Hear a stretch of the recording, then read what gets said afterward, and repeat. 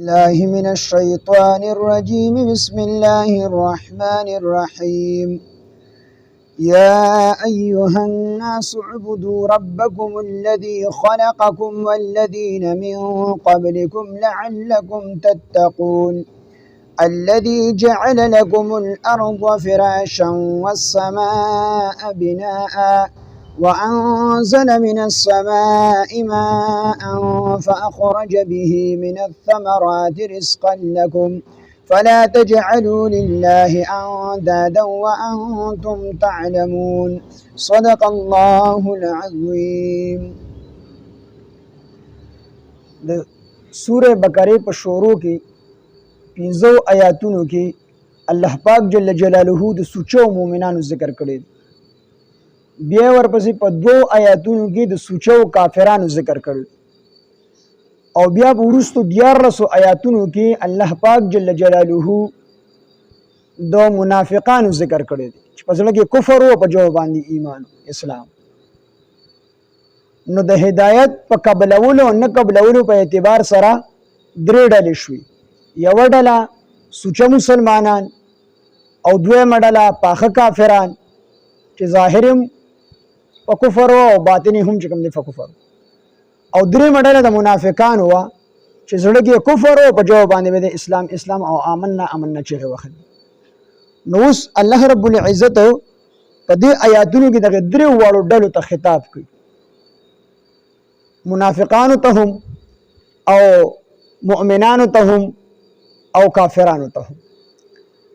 یا ایها الناس، اے خلقو، اعبدو، تاسو عبادت کوئ، ربکم د خپل رب، الذي د هغه رب خلقکم چې تاسو یې پیدا کړی یې،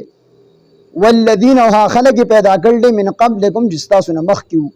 لعلکم تتقون د پاره دې چې تاسو بچ شئ د الله د عذاب نه بچ شئ. یا ایها الناس دا انسانان، ټول انسانانو ته خطاب، او د انسانانو ته خطاب په دې ضمن کې جناتو ته هم خطاب دی، ځکه چې انسان دا اصل دی او جنات تابع دي. نو د آدم علیه السلام نه وروستو څومره انسانان چې دا ټول چې کوم دی دا اصل دي، او دا چې کوم دی خلیفه الله پاک جل جلاله په مختص مکه باندې پیدا کړي.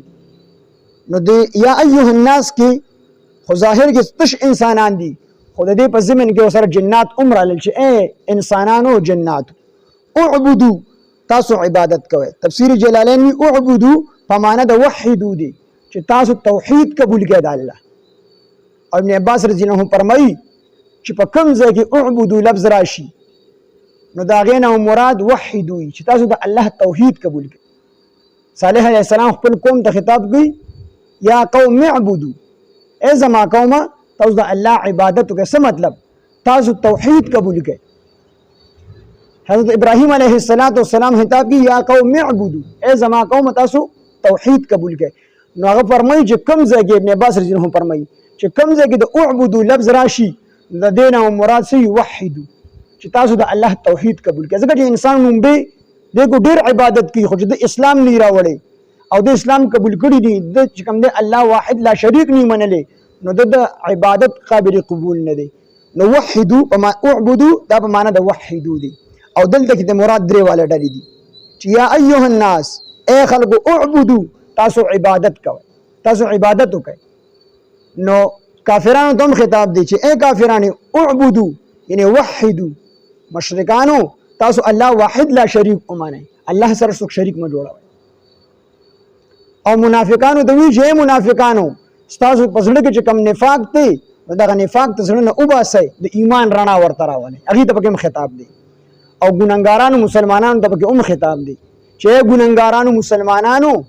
اعبدو، تاسو عبادت وکئ، تاسو چې په کومو ګناهونو کې اخته یې دغه ګناهونو نه توبه وباسئ. او چې کوم کلک مسلمانان دي د ګناه نه هم ځان بچ ساتي، تقوادار دي، نو هغې ته وایي چې ای مسلمانانو تاسو په دې خپله تقوا باندې برقرار چې کوم دی ثابت قدم اوسئ، د دې نه چې تکوز نه شئ دی پاټلی. نو ټولو ته پکې خطاب دی. یا ایها الناس، اے خلقو، اعبدو، تاسو عبادت کوئ، ربکم د خپل رب. دا الله رب العزت دعوت ذکر کړه، تاسو رب څوک دی؟ الله پاک دی. دا یو دعوت ذکر کړه او په دې دعوه باندې بیا وروستو 15 دلایل الله پاک جل جلاله ذکر کوي. لکه څنګه چې په سوره فاتحه کې دعوه ذکر کړو چې الحمدلله تمام تعریفونه الله لره دي، وروستو بیا دلایل الله پاک ذکر کړل چې ولې ټول تعریفونه د الله د پاره دي، چې رب العالمین رب د مخلوقاتو دی، او نوستو بیا نور ذکر دلایل چې کوم دي ذکر کړي. نو دکشن الله پاک جل جلاله به دعوه ذکر کړ چې اعبدو تاسو عبادت کوئ ربکم د خپل رب، به دعوه ذکر کړه. او دلته کې دا رب لفظ ولې راوړی دی، الله نور نومونه هم ډېر شي، نو دلته کې دا رب لفظ د دې دپاره راوړی دی چې د دعوې سره سره چې کوم دی کې دلیل هم دی. ځکه چې رب هغه چاته ویلی شي چې هغه د دغه کس چې کوم دی تربیت کوي، پرورش یې کوي. زمونږ او ستاسو د ټولو تربیت او پرورش دا الله کړی دی. د مور په ګېډه کې الله جل جلاله زمونږ ستاسو تربیت کړی دی، او بیا دننه په هغه تیارو کې دننه الله پاک جل جلاله دی خپل انسان ته دننه رزق وررسي، دننه تربیت کی، د ګرمۍ د سړځای نه دننه ساتي، او بیا په خپلې طریقې دنیا ته راولي، بیا دنیا کې پرورش او تربیت کوي. نو رب هغه چاته ویلی شي چې څوک د چا پرورش کوي، نو الله زمونږ ستاسو پرورش کوي. د رب ذکر چې کوم دی مخکې سوره فاتحه کې تېر شوی دی. نو د رب لفظ ذکر دلته کې راوړو چې دلته کې د دعوې سره سره دلیل پې هم راشي. نو دا دعوې سره سره دلیل هم دی. اعبدو تاسو عبادت کوئ ربکم د خپل رب، الذي د هغې رب د هغې ذات خلقکم چې تاسو یې پیدا کړي یې. دا به دلیل شو. تاسو ځکه عبادت کوئ چې هغه الله تاسو پیدا کړي یې، والذین او هغه خلک یې پیدا کړلې من قبلکم چې ستاسو نه وړاندې، یعنې ستاسو پلاران او ستاسو نیکونه او ستاسو نور خپلوان چې کوم مخکې تېر شوي دي، دا ټول په ټول الله رب العزت پیدا کړي دي. دا دلیل دا هغه دلیل الله پاک جل جلاله ورکو چې کوم د انسان د ذات سره دی، چې کوم د انسان د ذات سره دی چې تاسو یې پیدا کړي او ستاسو نه چې کوم مخکې خلک وو هغه الله پاک پیدا کړي دي. لعلکم تتقون دپاره دی چې تاسو بچ شئ د الله د عذاب. نو لعل عامه معنی چې کوم دی شاید چې تاسو بچ شئ د الله د عذاب نه. خو په شهنشانه کلام کې چې کله لعل راشي دا په یقین سره راځي چې یقیني خبره چې تاسو به الله پاک د عذاب نه چې کوم دی بچ شئ، چې دا خبرې کوئ. لکه عامه معنی دی دا چې شاید امید دی چې تاسو بچ شئ. خو چې کله په قرآن کې دا راشي نو د دې معنا دا لعل او بیا په معنا د ترجیح سره نه، دا په یقین سره چې یقیني خبره ده چې تاسو به د الله د عذاب نه بچ شئ. الذي هغه ذات جعل چې پیدا کړی دا لکم ستاسو دپاره الارض وزمکه فراشن فرش. اوس دا هغه دلایل دي چې کوم د انسان د غیر چاپیره څیزونو سره تعلق ساتي، د انسان د ذات سره نه، د انسان د ذات نه بار چې کوم څیزونه دي په هغې باندې الله پاک جل جلاله دلایل ذکر کوي. الذي د هغې ذات عبادت کوئ جعل چې پیدا کړی دا لکم ستاسو دپاره الارض وزمکه فراشن فرش پیدا کړل. الله وی فرش پیدا کړل او ساینس وی دا ګول ده. سکول کې موږ ته وایي دا ځمکه دا چې کوم دی ګول ده، نو ساینس وی ګول ده او الله پاک جل جلاله فرش ده. په حقیقت کې دا ځمکه ګول ده، خو دا فرش د دې وجې الله پاک جل جلاله فرمایل چې د ټولو عوامو د پوه او د ناپوه د ټولو لحاظ الله پاک وساتو. ځکه چې بعضې خلک جټي سکول ته تللي وي هغوی خو ظاهري نقشې ته ګوري، نو په ظاهر کې دا ځمکه د فرش په شانتې ښکاري، همواره ښکاري. نو الله پاک هغه څیز ذکر کو چې په هغې باندې انپړ هم پوهېږي او پړه لیک کاپي هم پوهېږي. نور په حقیقت کې دا ځمکه ګول ده، خو الله چې فراشن ووایي نو دې کې د دې عامو خلکو هم الله پاک جل جلاله لحاظ وساتو چې هر سړی په دې خبره باندې پوهېږي چې دا ځمکه چې کوم دی فرش همواره. نو فراشن فرش والسماء او اسمان بناء چت وانزل او نازل کړي دي من السماء د اسمان نه د بره نه. هر څه چې د انسان د پاسه دي ته سما ویلی شي، اسمان ته هم د دې وجې نه سما ویلی شي چې د انسان د پاسه دی. وانزل او نازل کړي دي من السماء د بره نه ماء اوبو فاخرج پس راوکاږلي دي به په دې اوبو سره من الثمرات د میوونه رزقا چې رزق دی لکم ستاسو دپاره. نو دا دوره انعامات الله پاک جل جلاله ذکر کړل، دلایل ذکر کړل په خپل ربوبیت باندې چې تاسو ما پیدا کړي وای، ستاسو نه چې کوم مخکې خلک وو هغه هم ما پیدا کړي وو. او الله پاک وی ګوره ځمکه مې دله هم پیدا کړې ده، او ځمکه مې دله داسې پیدا کړې ده چې دا ځمکه نه ډېره سخته ده د اوسپنې په شان چې تاسو پکې کرونده نه شئ کولی، او نه دومره نرمه ده د اوبو په شان چې تاسو پکې قدم دی دننه پکې غوپېږئ. نو الله وی ځمکه مې ډېره ښکلې پیدا کړې، کرونده پکې هم کولی شئ او دومره نرمه هم نه ده چې تاسو پکې ډوبېږئ، تک پې هم کولی شئ. نو الله پاک فرمایي چې د لزمکه پیدا کړل او د پاسه مې در باندې اسمان چت چې کوم دی جوړ کړی دی او بیا الله پاک فرمایي چې په تاسو باندې دغه اسمان نه د برینه زه چې کوم دی اوبوم را ورومه او د هغې اوبو په وجه باندې تاسو قسمه قسم نعمتونه حاصلوئ هر قسمه فروټ هر قسمه میوه او الله پاک جل جلاله باران بند کو نو یو ډکی بدل د زرغون نشي دا خو د الله جل جلاله چې کوم دی رحم او کرم دی چې الله د برینه اوبه نازلېږي الله پاک د دغه په وجه باندې فصل وکړي نو الله پاک وایي دا دومره کارونه در لما وکړل نو چې دا دومره کارونه چې پیدا کړي هم الله پاک یو پرورش او تربیت رلهم الله پاک کړی دی پالیم هم الله پاک د مور په ګېډه کې هم پالي دي او اوس هم پالي تربیت مو الله پاک کوي او ان نعمتونه را باندې هم الله پاک جل جلاله کړي دي هر قسمه نعمت الله پاک جل جلاله انسانانو ته ورکړل دي موږ تاسو ته راکړي نو دا دومره لوی ذات دی نو پکار ده چې د دې ذات عبادت وکړي شي پکار ده چې د دې ذات عبادت وکړي شي او د دې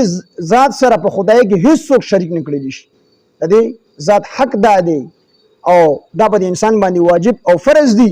چې دا دومره نعمتونه په الله پاک جل جلاله کړي دي نو پکار ده چې د الله سره څوک شریک ومني کی او د الله صحیح عبادت تا کوي نور پسې بیا الله پاک فرمایي فلا تجعلوا تاسو مگر زوی مجوړوي لله د الله سره اندادن شریکان وانتم او حال دا چې تاسو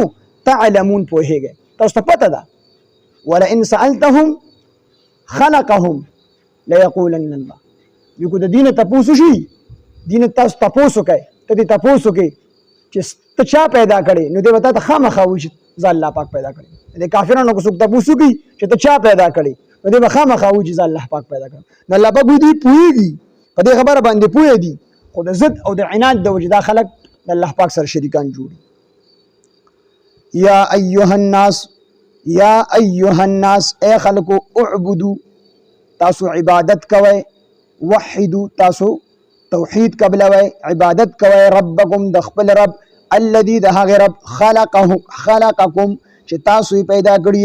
والذین ها خلق پیدا کړی دي من قبلکم چې تاسو نه مخکیو لعلکم د پاره دي تتقون چې تاسو تقوادار شئ تاسو بچ شئ د الله د عذاب نه الذي هغه ذات جعل چې جوړ کړی دا لکم تاسو د پاره الارض وزمک فراشن فرش والسماء او جوړ کړی دی تاسو د پاره اسمان بناء چت وانزل او نازل کړی دی من السماء د اسمان نه ماء ابو فاخرج پسرو کاګلی دی به پدې سرا من الثمرات د میونا رزقا لكم چې رزق دې تاسو د پاره نو فلا تجعلوا تاسو مگر زوی لله د الله پاک سره اندادن شریکان وانتم تعلمون او حال د دې تاسو پوهیږئ یا ایها الناس اے خلقو اعبدو تاسو عبادت کوئ ربکم د خپل رب الذي د هغه رب خلقکم چې تاسو پیدا کړی والذین ها خلق پیدا کړی دي من قبلکم چې تاسو نه مخکیو لعلکم د پاره دي چې تاسو تتقون بچئ الذي هغه ذات جعل چې پیدا کړی دا لکم تاسو د فارا الارض وزمکا فراشن فرش والسماء او اسمان بناء چت وانزل نازل کړي دي من السماء د اسمان ماء ابو فاخرج بصرو غاغلي دي به پدې ابو سرا من الثمرات د میونا رزقا لكم چې رزق دې تاسو د فارا فلا تجعلوا پستاسو مجوړوي لله د الله سرا اندادن هیڅ قسم شریکان وانتم تعلمون او حال د دې تاسو پوهیږئ الحمد لله رب العالمين والعاقبة للمتقين والصلاة والسلام على سيد الأنبياء والمرسلين وعلى آله وأصحابه أجمعين إله العالمين زمون رازش الله زمون لوی واړه ټول ګناهونه معاف کړي إله العالمین دې درس کې څومره کمې کوتاهي زمون شوي الله مونږ ته معاف کړي الله مونږ صحیح تفسیر او ترجمه کول توفیق او طاقت راکړي الله دې څومره ملګری راځي ټول ته إله العالمین سره زمونږ د قرآن پوهه او سمجھ راکړي إله العالمین د دې د برکتونو په دې غون کلی کې خواره کړي إله العالمین د دې د برکتونه د دې د ثوابونه زموږ مردگانو ته ورسوي خصوصا زما والد محترم والده محترمه د دې ثوابونه هغه د خبر ورسوي إله العالمین زموږ د ټولو ناراضي شي إله العالمین زموږ د ټولو ګناهونه معاف کړي الہ العالمین څومره مرګري راغلي دي الہ العالمین په مینه او محبت سره راځي الہ العالمین ټول ته د قرآن په سمجھ ورکړي الہ العالمین دي کې څومره بیماران دي یا په کورونو کې بیماری دي ټول ته شفاء کامله عاجله مستعمره ورکړي الہ العالمین څومره قرضدار دي الله قرضونه ختم کړي الله څومره پریشان حال دي پریشانه ختم کړي الله څومره مصیبت زده دي الله پاک مصیبتونه ختم کړي الہ العالمین څومره خلق دي د هغوی رزق لړن تنگ دي الله رزق ورته فراخ کړي الله څومره خلق اولاد نشته الله نیک او صالح اولاد ورته ورکړي الله چاته د اولاد ورکړي د خو اولاد فرمان بردار نه دي نافرمان دي الله پاک اولاد ولا فرمان بردار وګرځي الہ العالمین چا نارینه اولاد نشته نارینه اولاد ورته ورکړي الله د کوم ځوانانو بیبیان نشته الله نیکان او د جوړ بیبیان ورته ملاو کی الہ العالمین زمون راضی شي الله مون له دعا د هتو چل رضی رسول الله صلی الله علیه وسلم چې د خپل امت ته خیر د پاره کوم دعاګانې غوښتي پوره سبق زمون نصیب کی الله د کوم شرور نه امان غوښتي هغه مون له امان راکي الله خاتمه زمون د ټول بل خیر او بال ایمان کې وخت ځن قدر مو زړه په صدق سره پټي بدا کلمه چالو کی لا اله الا الله محمد رسول الله صلی الله تعالی علیه خیر خلقه